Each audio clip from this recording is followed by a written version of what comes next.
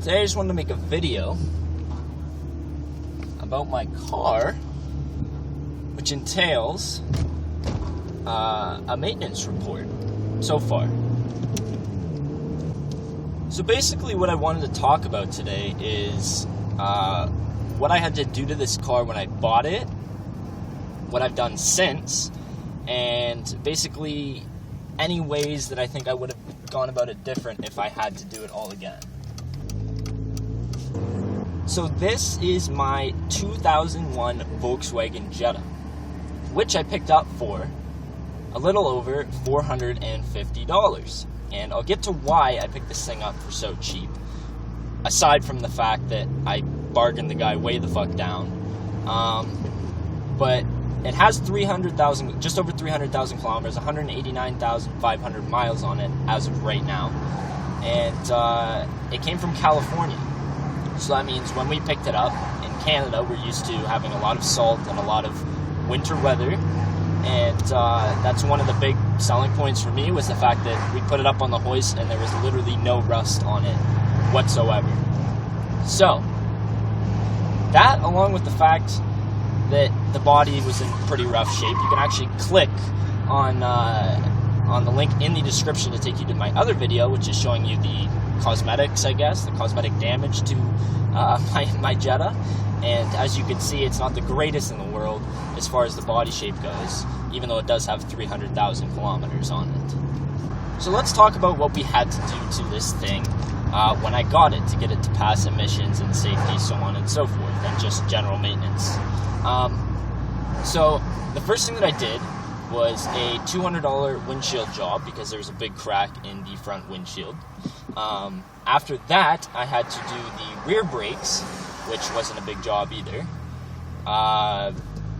Emergency brake cables, had to do both of those. And then I later found out, after I did the emergency brake cables and the left rear was still spinning with the e-brake on, I had to do the caliper back there.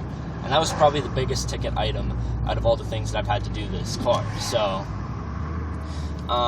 so windshield, e-brake cables, rear left caliper.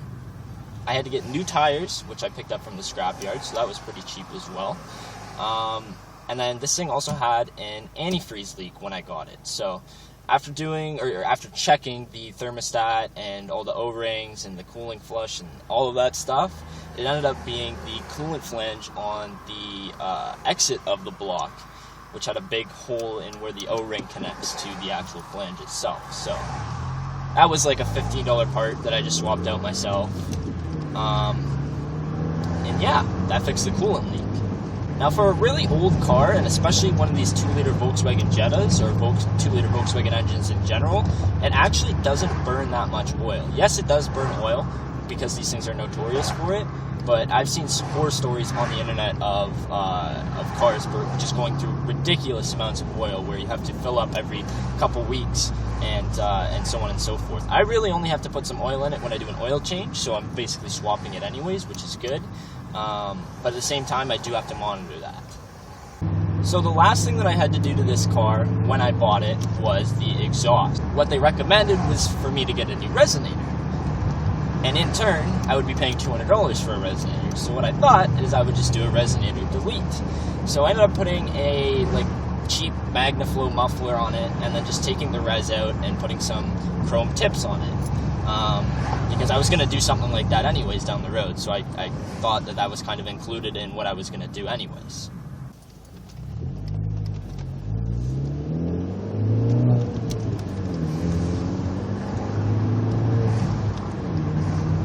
So what I had to do to the car after I bought it, and since I've bought it. Honestly, nothing has gone wrong with this car, aside from one thing, which I'm going to tell you a story about in a second, since the day that I got this car on the road. So back when I bought the car and I was going through the stages of fixing it before I actually put it on the road, it had a little bit of trouble. Sometimes it just would not start on me. You would turn the key, you would get nothing at all. So at first I thought it was the starter, but then later found out that it was actually my ignition, and I'll tell you about that later when I'm talking about how I would go about things in a different way. But after I found out that it was the ignition, I ran it for a while, and it started happening again, even with the ignition fixed. So first I was just going to go to the wreckers and pick up a starter for my car for really cheap and install it myself. Pull it myself and install it myself. After going to the wreckers in the wintertime and realizing that pulling the starter for this car is a lot harder than I thought it would be, it's not that I couldn't do it, it's just the fact that I really didn't want to go through that work, and I was going to wait till the spring came if I were really to grab a starter from the scrapyard. I ended up going down to my local parts shop and paying for a used rebuilt starter. So after buying the new starter, I lifted my car up, dropped the old starter, took my flashlight, looked up, and what did I see? So the plug wire going from the starter solenoid, not the one that gives you the 12 volts, but the plug wire, was severed, completely severed.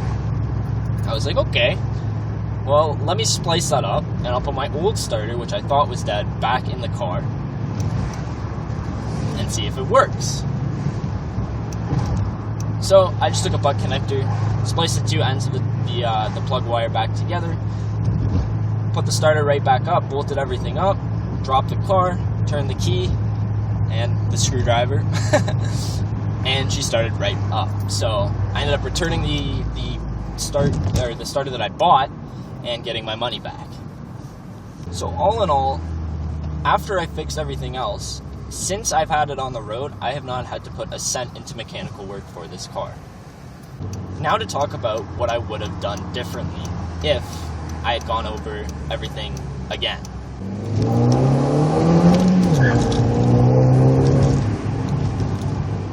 So when I bought the car, I obviously asked a lot of questions, seen when the guy changed the oil last and how often he changed the oil.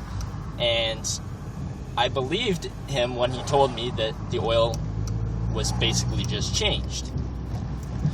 So I checked the oil, everything checked out, didn't seem like there was any contaminants or anything in the oil itself. So I was like, okay, I don't need to change the oil. That's a bigger bonus to buying this car. Now looking back on it, when I did change the oil eventually, and took the oil out and realized how sludgy it was, I should have just changed the oil right when I bought the car, and that's totally my fault. So another thing with this car is after I found out that it was the ignition the first go, as far as the car start problems were concerned, instead of fixing the ignition, I just decided to take the whole body off, take the ignition switch out, and start it with the screwdriver. Again, you can see what I mean by that by clicking on the link down below. I show off my whole ignition fuck up here in that video.